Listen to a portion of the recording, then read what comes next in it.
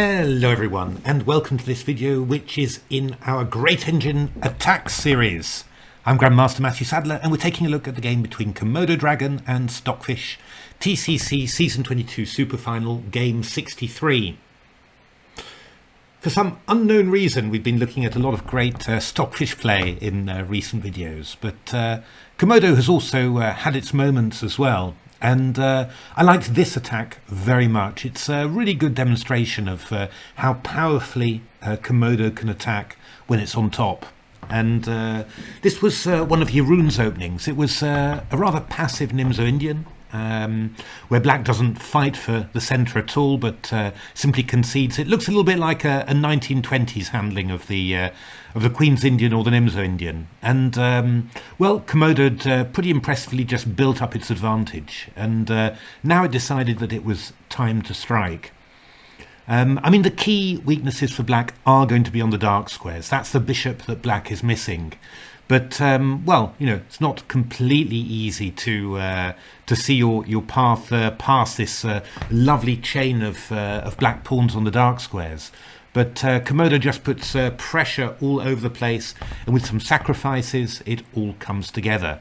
In particular, what's very nice is the position of this rook on b1, which doesn't look very impressive, but that turns out to be absolutely key in a number of variations. And, well, it was just on the previous move that Komodo had put it there, so clearly some design in that. So after f4 here, knight f7, Komodo upped the pressure on e5 with bishop d4. So what is that giving white? Well, white's looking at all sorts of ways of weakening black's support of the e5 pawn. It might be a move like g5 to try and get rid of the f6 pawn, or it might be a move like c5 to try and get rid of the d6 pawn. Bishop e8 was played by Stockfish here. I think Stockfish was already quite short of time here. The bishop sort of x-ray attacks the rook on h5, so if we get something like fe, knight e5 will be attacking the rook on h5 there.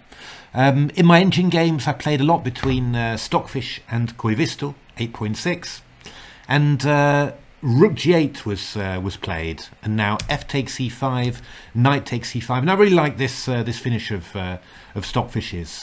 Took on e5 again, d takes e5. There's one key trick that's important to note, is that after takes we can always go stuff like f6 because the h7 rook is hanging all of a sudden.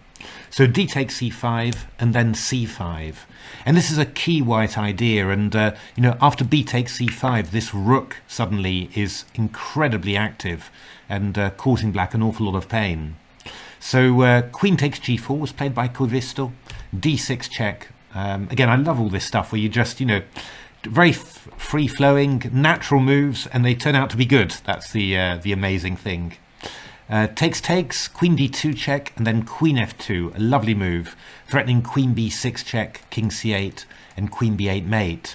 So black defends, and then rook h4, attacking the queen, and rook hb4. And this is a lovely demonstration of white's superior mobility here, white's ability to move pieces from wing to wing, because now this rook's come over from h5 to b4, and the b6 pawn cannot be defended. Well, you know, you just look at the difference, and all of white's major pieces here are combining, and we've got a rook on h7 that's doing nothing here. So queen f8, rook c4, king d8, and yeah, Stockfish doesn't even take that pawn on b6, just changes the angle of attack, and also gives away this pawn on a3 check, king b1. But yeah, I mean, we've got now, yeah, all sorts of ideas to come closer to the black position and attack it. Rook c6 is one idea. Another idea is queen h4. Quite hard, these attacks, for humans, or to play them in this way, because the threats are not immediately in your face, you know, and you're getting away pawns like a3. I mean, who knows, you know, if you're not careful, maybe at some stage a b5, b4 might become dangerous. But for the engines, you know, these are child's play, and they really understand, you know, and I think can judge so much better than humans how much time you've got for your attack. And I mean, here in actual fact, the king's on d8. It's only got a bishop for cover. The rooks, you know, the queen, they're all super active. You're not going to get out. But yeah, you do need to be pretty good to see this. And Stockfish keeps on chipping away at the black position. Rook f7, queen h1, b5, rook c6. Black gets some counterplay, and well, Stockfish just parries it with this bishop b3 move, which is incredible, really. You know, just blocking the b file, king come to c2, and we've still got our big attack here. Rook g7, rook cd6, and the end is nigh.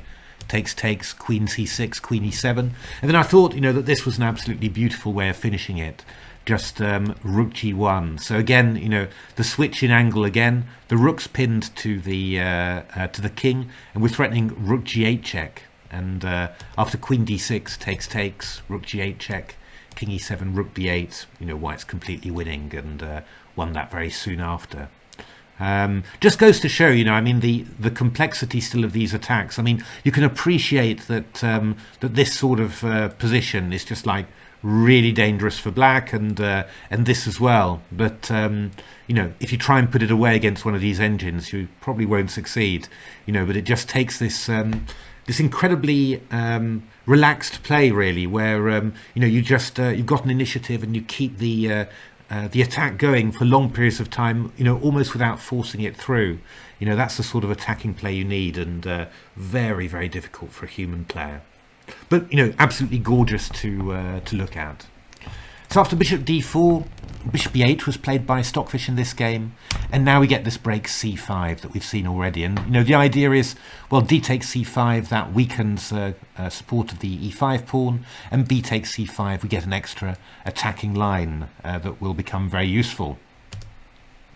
b takes c5 was played by Stockfish, f takes c5, and then knight takes e5. Really exploiting this bishop on e8, attacking the rook on h5. Bishop takes e5. And yeah, what does black do here? Well, in the game f takes e5 was played, d takes e5, I go rook b7, just threatening rook c7, and of course the king and queen are in a bit of trouble. And well, you know, we can try and block like this and then escape with the king along here. I mean, even if you manage, to be honest, this rook on h7 is awful.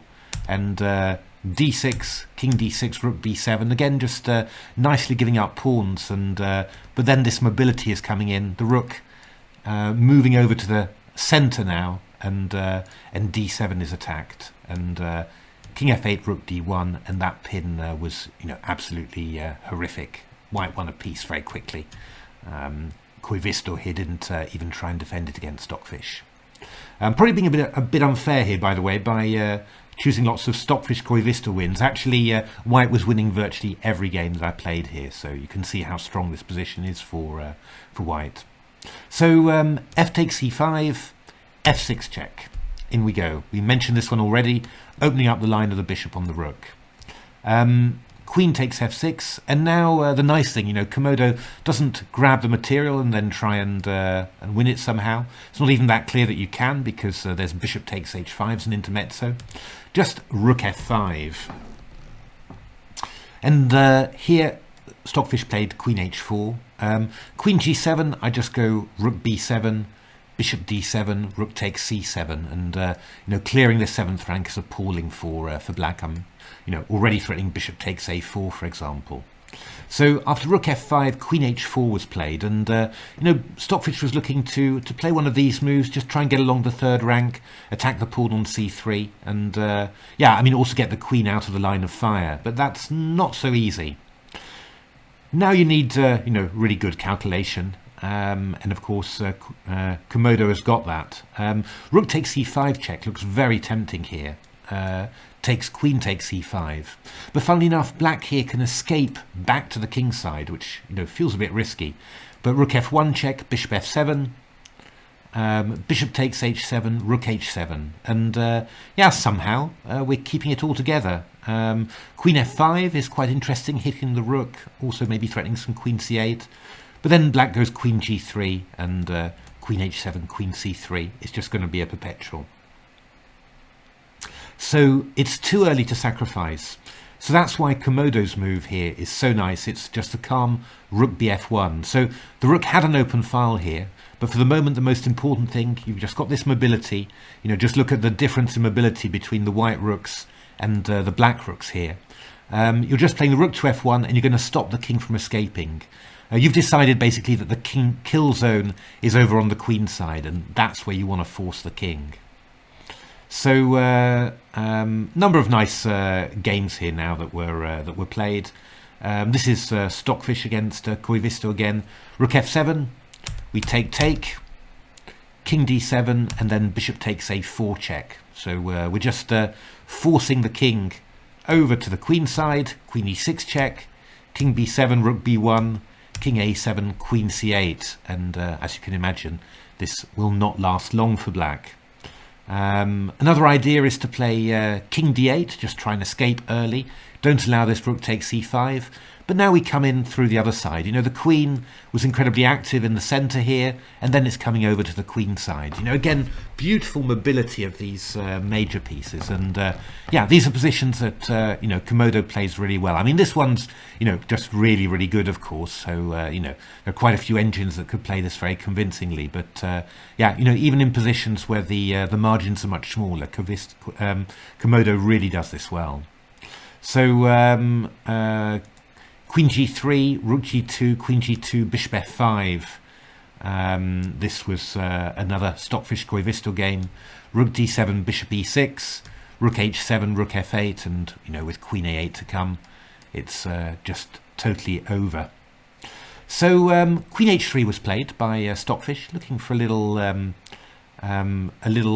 queen takes c3 check. I also have to show you, just before I go on, there was one other nice idea that bishop d7 was another game. This is Koivisto against Stockfish. Let's show a Koivisto win. Queen f3, so not afraid of losing the exchange there because you just go in and it's carnage. Bishop b5, and then actually there's this move, rook h5, which is trapping the black queen. Again, just unexpected. To be honest, this is the reason why Engine's attacks, always are so convincing, because this is a sort of trick that's easy to miss. You're focused against the king, focus on invasion points here, and then it's easy to miss just a step off like this. Not necessarily at the board when you're staring at it, but certainly a few moves in advance. So after queen h3, played by Komodo, rook takes e5, check followed, king d8, and then rook e3. And here Stockfish decided to give up a rook with rook e7. A rook for a spite check, but after king b1 it wasn't very much at all. The nice thing about it is that if black played queen h4, then it's that lovely switchback. Again, great mobility from the major pieces. The rook's threatening rook b8 check, and then queen b5 after with mate. Actually, neither Stockfish nor Koivisto could find anything better here than queen h1, which, well, you can imagine that's not such a long-term solution. So there we are. I mean, I hope you enjoyed that attack. I thought it was really, really nice. Real power play, and I just love the way that everything just piled up against the black center, and then all these sacrifices came in. And in particular, in the conversion phase, I think the mobility of White's major pieces, the rooks in particular, this rook coming to b1, helping to make c5 happen. And then the rook coming to f1 just to stop the king escaping, and then in the variations at the end, the rook coming back to b1, back to the open file. I mean, that's real attacking technique, really. Understanding where all the potential for your pieces is, and then using different aspects of that potential throughout an attack. And of course, that's something that the engines excel in, and and the great attackers too. I mean, you look at an attack by Alexei Shirov or Judith Polgar, Garry Kasparov, of course, and you see a similar sort of ability to switch the context, continually. It's just that engines do it, consistently all the time, and against the most amazing defenders as well. So it's just that extra little step upwards. But really great skill, and definitely something to try and emulate in your games. So there we are. Hope you enjoyed that. If you liked the video, maybe a like or subscribe to the channel. Even take a look at my new book, The Silicon Road to Chess Improvement, packed full with lovely analysis of engine games and huge amounts of tips for how to train with engines and improve your own game in all sorts of creative ways. And otherwise, thanks very much for watching this video and really hope to see you at the next one. Thanks for watching.